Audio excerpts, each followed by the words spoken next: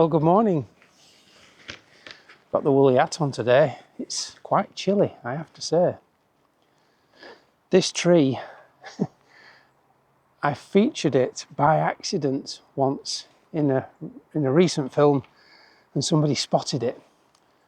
And I've always tried my best to not include this tree as I've walked through this section of woodland, because I always knew that the minute somebody saw it, somebody would point it out and say, that's got to be worth photographing. And I kid you not, I've spent hours, at least hours of my life looking at this tree over the years, trying to figure a way that I could make something of it. But it hasn't happened yet. But you never know. It's a lovely tree, and I think it's got photographic potential. But again, just not today. So today I'm out in my happy place. I mentioned that in a few videos ago. My local woodland, a woodland that I know and love very well. Spent many happy hours here and always find nice things to photograph. But not only am I in my happy place today, I'm also out with an old friend. And by old friend, I don't mean I'm doing a collaboration. I mean I'm out using my old Pentax 645Z. The OM1 Mark II that I've been using recently has gone back to its rightful owner, and I am using my old medium format, tried and trusted friend. Now the Hasselblad that you've seen me using in recent videos, that's also gone away. Wasn't quite working for me, and I'll not go into the reasons why. The new one, however, that's a different ball game, but I think I'm going to continue without making any rash purchases just yet, and see how I feel in the future. See what the future brings, as they say. Anyway, so let's get on and start finding some lovely images. So this woodland, a lot of it is predominantly sycamore, and I've photographed sycamore leaves in this woodland pretty much for the last 2 or 3 years and got some beautiful images. Now this one that I found here is just that little bit different, that it's piqued my interest. So camera's already set up, and I've been playing around with these fallen leaves here. Now this is what's piqued my interest, is that the leaves have actually fallen. Unlike the other places, they're on a bed of wood sorrel, and I've always liked wood sorrel. It's a beautiful, delicate plant and gets lovely white flowers in springtime. But this time of year you just get carpets and carpets of just the leaves. Now, initially I was drawn by this lovely golden leaf here, but of course we've got other bits of leaf fall in and around. So I'm going to attempt, and I'm sure it's possible with this, I'm going to attempt to pull some of these out, because I like that leaf and I like that leaf, but I don't particularly like that leaf. Hopefully it will remain intact. And the question is, do I photograph both or go for the single leaf? Well, the single leaf can be considered a little bit cliche, but I think in this instance I'm not over keen on that leaf. I don't think it complements that one. So I'm going to remove it. Hopefully the sorrel is still fresh underneath, which it is, and I'm going to photograph that single leaf. Now the problem we've got with this particular plant is that it holds the water on the leaf surfaces, the wood sorrel, and you get these little highlights catching the sky above. So that's the problem that I've got. I've already looked at it with my polarizer and I can't control it, but I'm going to get my see-through, partially see-through cloth, my linen cloth, and put it to the right hand side where the most of the light is coming from, and also the top, to hopefully get rid of most of these highlights. But I think, looking at that now, let's get over the top. It's just something along the lines of that is really simple and complementary colours. So let's grab that for the first shot. So the camera was originally aligned up for those 2 leaves, which is what I had thought I would photograph. So just get the camera into position. What I'm going to do is I'm just going to look at the focal plane just to make sure that I'm on the same focal plane as the leaf. Now looking at it here, the camera is perfectly above the leaf, but the leaf is tilting slightly towards me. So I'm just going to make life a bit easier for me in terms of depth of field and just rotate the camera to face the leaf.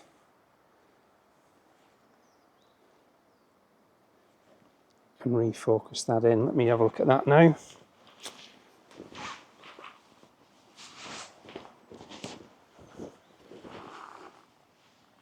That's probably where it needs to be. Maybe just a tad more. It feels a little bit odd to not having the camera square over the top like that. Just going to zoom in. I almost tapped the back of my screen then. I'm forgetting that I've not got a modern camera anymore. I'll just show you on the back of the camera. So here's the image, nice and aligned. I ain't going to do a focus stack because I think I've got it really nicely aligned to the sensor plane in terms of the leaf being parallel to the sensor. You can just see there's 1 or 2 little specular highlights about, but I've not got my cloth up, my diffuser cloth up just yet. Hopefully that will deal with that. But for those of you that are interested in the settings, this is a 20-second exposure. It's very dark in this part of the woodland. F19 at 100 ISO. So I'll put that on now.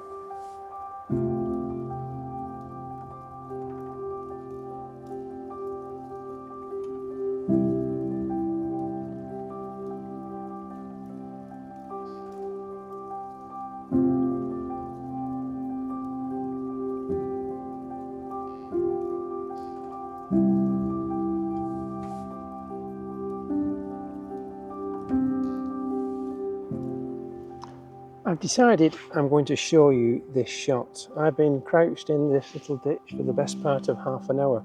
Seems that I'm doing quite a lot of hanging around with my shots today, but I'll just take you off the little tripod.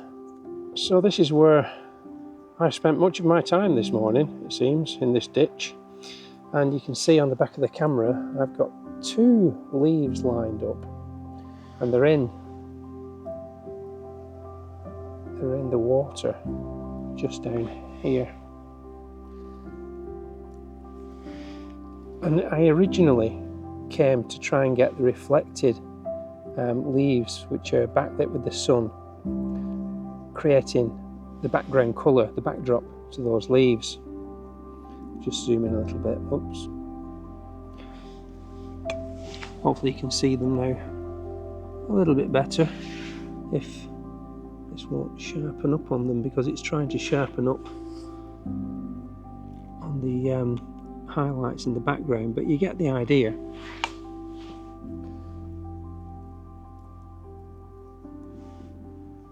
On the back of the camera, they look something like that, and you can see I've got f8 800 ISO and 1/4 of a second. The reason I've got the ISO up so high is because it's very dark down here, and believe it or not, those little leaves don't half move over a long exposure. But I do like the way that they are angled together. I'll just take the background display information so you can see there that it's not filling the frame. It's as close as I can get without disturbing the water and having to get in there myself. But there's plenty cropping potential in this camera. I don't usually crop, but I'll just show you one that I've just taken. So that's one that I've just taken. Now if I zoom to the position where I would want it, which is something like that, I think it's really quite nice. And it shows the surface tension around the edge of the water, so it's not completely fooling the viewer what it is exactly, but hopefully it's one of those sort of images that makes you do a double take when you initially look at it and you can't tell what it is that it's been taken on. That's the idea anyway. I have got a polarizer on, but it's not doing a huge amount, I have to say. It is taking some of the reflected surface off this upper right hand side here, which I felt was important. So I think my time here is done, and I will put that image on now.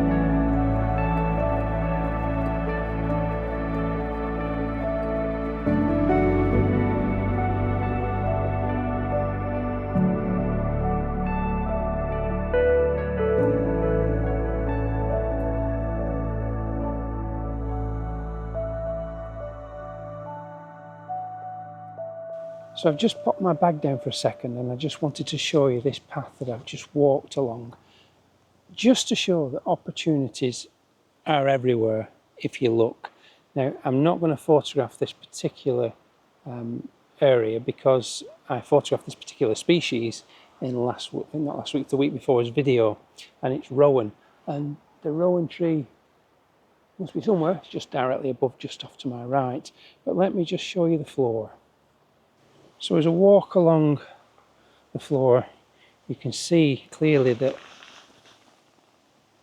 there are particular leaves that really jump out at you.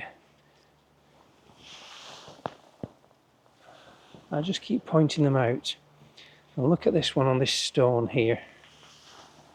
Almost like a fossilised remains. I just angle that just so you can see the composition potentially. Nice clean image. There's more of them here, just fused. Just move these bits out of the way, just fused to the rocks there. That one's got a nice curl to it. And they really are everywhere. You've just got to look for the standout individuals, the ones that really beg to be photographed, and not get too persuaded by any old leaf. There's one here, example of that. This green one, not particularly attractive. Certainly the autumnal coloured, the brown coloured ones are better. The ones that are raised off the ground cause problems with focus stacking. But certainly these flat ones, lovely one there, with an individual leaf just fused above it. We could move that out of the way, potentially move that one, and then frame that up, move that. Quite easy really, just brush these other little bits out of the way, angle the camera, and there's another composition. So I hope you found that useful, little walkthrough. But like I say, it just goes to show images really are everywhere, and the problem I tend to have with the YouTube videos on this channel is trying to find something new all the time. It's very easy just to keep repeating week in, week out what I do, and I know, admittedly, I photograph a lot of leaves, but I'm drawn to them. They've got beautiful shapes, they've got beautiful colours, they complement each other, they've got textures. They provide an endless, limitless supply of subject matter, and that's why I'm drawn to them. So anyway, I will carry on looking for another image and hope you found that useful. What a beautiful tree. Beech. I'm in a part of the woodland that I don't come into very often. Not sure why, just don't know, just probably less people in the place that I usually go, but I found a little pocket in a normally busy area that I seem to have to myself, and the sun has gone in. How long that will last is to be seen, but yeah, I'd forgotten this character was in. It reminds me of Medusa, with all the snake-like branches with the, imagine with the heads on top. Maybe one to consider when the conditions are better. I'm going to take my bag off and just have a rummage around half an hour in here, in this little section, see if I can find anything. It's nice and quiet, although the road is just 50 yards that way. Well, that didn't take long at all. Just goes to show when you take your bag off, search an area, you'll always find something that you weren't expecting. That is the tree that I've just been talking about, and literally the subject that I found is just there. And that is a tiny little porcelain fungi. It's often much larger than that. It grows much larger than that, and it's typically a species that you find in beech woodlands. It's not always easy to find. You generally stumble across it by accident. So the branch that it's on, I've just moved ever so slightly just to elevate it from the ground. It was lying flat on the ground, and where it was, I couldn't get my camera underneath it. So what I'm going to do is I'm going to leave it at that end on that log. The plan is to try and get some of these highlights, specular highlights in the background, but I also need to just lift the log up slightly, because at the moment the mushrooms are not in their natural growing position like that. They would naturally grow directly upwards, so I just need to manufacture the log ever so slightly so I can take advantage of the angle to better suit my needs. And when I've finished, I'll just simply put it back on the ground where I found it so it can continue to grow in the little microclimate that I found it in. So that was a really nice, fortunate find. Time to get the camera out and get a shot. Right, so a quick walk around the shot so you can see the setup. Move into position.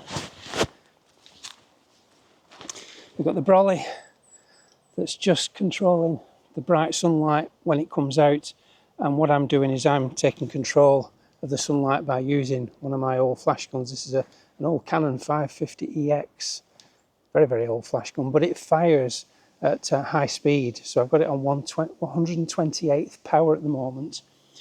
I've got the mushroom positioned on the lower left-hand third of the shot, and there is some bit of highlights just coming through in the canopy above, which is quite nice. It's not quite the specular highlights I was hoping for, but you can't have everything.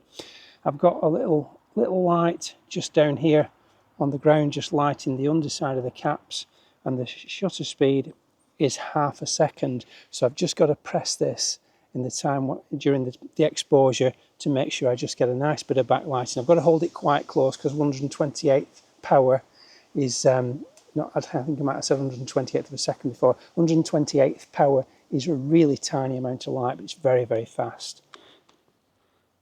So there's my shot as I've got it lined up. Really beautiful.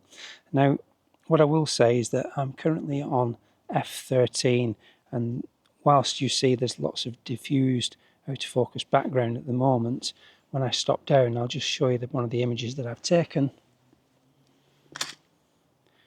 You can see there the specular highlights in the background are unable to come through because of the increased depth of field. Now what I have tried to arrange is that the light comes in at an angle to make it look like it's lighting the caps up, almost like a shaft of light. If there's anything I don't like about the shot, it's probably the base. It's a little bit uninteresting and a bit flat, but you can't have everything. And all in all, I think that's a really lovely image. So I shall put that on now.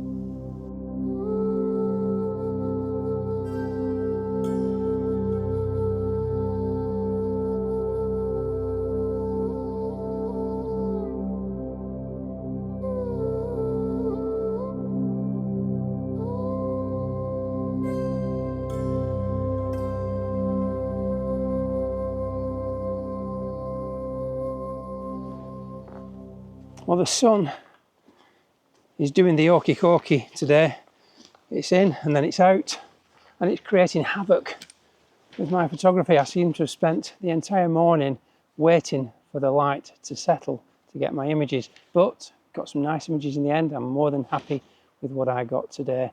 They'll be along in just a second, but I just wanted to say please help the channel by subscribing, ringing the bell for notifications, and certainly giving it a nice big thumbs up. Leave some comments below, let me know what you think of today's images.